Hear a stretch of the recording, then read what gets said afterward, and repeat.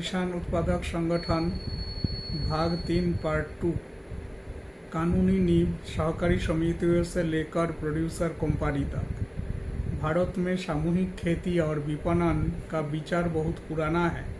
ये आज़ादी से भी पहले का है।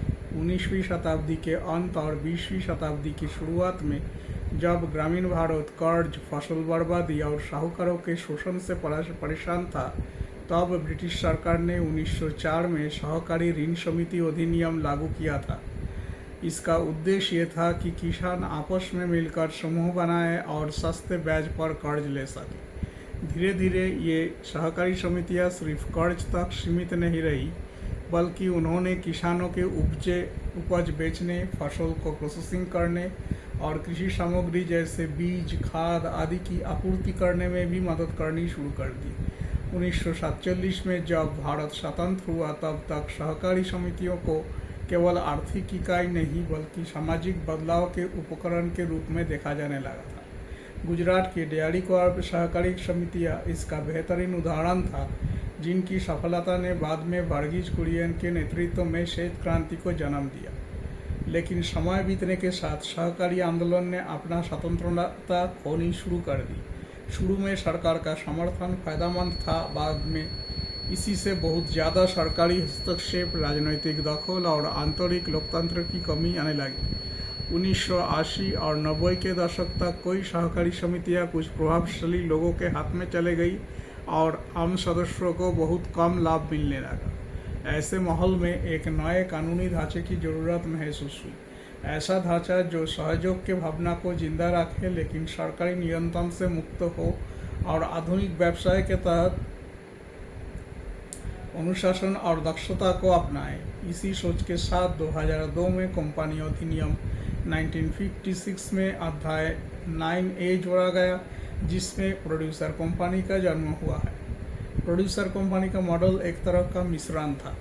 ये सहकारी समिति के तरह सदस्यों की भागीदारी और लोकतांत्रिक सोच थी, लेकिन ये कंपनी कानून के तहत चलती थी। इसका उद्देश्य ये था कि किसानों को स्वामित्व और नियंत्रण तो मिले, लेकिन सरकारी झंझट से मुक्त रहे और साथ ही उन्हें बेहतर वित्तीय संसाधन, पेशेवर प्रबंधन और बाजार में प्रतिस्पर्धा के ताकत भी मिली।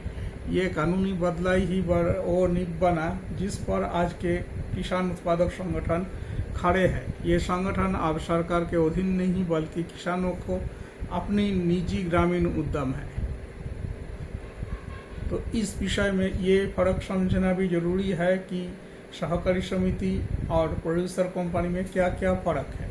प्रोड्यूसर कंपनी मॉडल को समझने के लिए ये जानना जरूरी है कि ये पारंपरिक सहकारी समिति से कैसे अलग है। सहकारी समितियां राज्य सरकार के कानून के अंतर्गत आती है और राज्यों के रजिस्टर से पंजीकृत होते हैं, जबकि प्रोड्यूसर कंपनियां केंद्र सरकार के अधिनियम से आते हैं और रजिस्टर ऑफ कंपनीज के पास पंजीकृत होती है। दोनों ही मॉडल में सदस्य ही मालिक होते हैं, लेकिन प्रोड्यूसर कंपनी में केवल ये लोग सदस्य बन सकते हैं जो खुद उत्पादन करते हैं, जैसे किसान या कारीगर। दोनों में एक सदस्य एक वोट का नियम होता है, लेकिन सहकारी समितियां में राजनीतिक प्रभाव ज़्यादा होता है, जबकि प्रोड्यूसर्स कंपनी ज़्यादा स्वतंत्र और सदस्य चालित होते हैं। लाभ वितरण के मामले में दोनों ही सीमित लाभांश देते हैं, लेकिन प्रोड्यूसर कंपनी सदस्यों की भागीदारी के आधार पर बोनस भी देती है। दोनों मॉडल पब्लिक में से शेयर नहीं ले सकते हैं, लेकिन प्रोड्यूसर कंपनी अपने सदस्यों से पूंजी जुटा सकती है।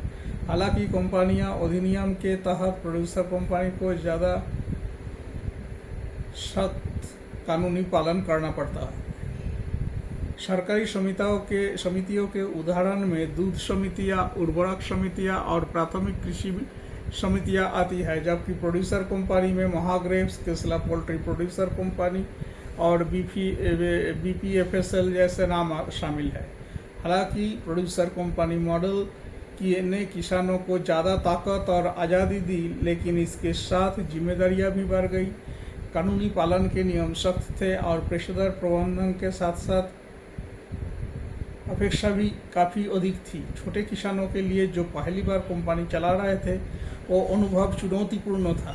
ये बदलाव ही वो कारण है कि भारत में किसान उत्पादक संगठनों की सफलता और टिकाऊपन के लिए उनकी संरचना और शासन प्रणाली इतनी अहम हो गए हैं। थैंक यू, धन्यवाद।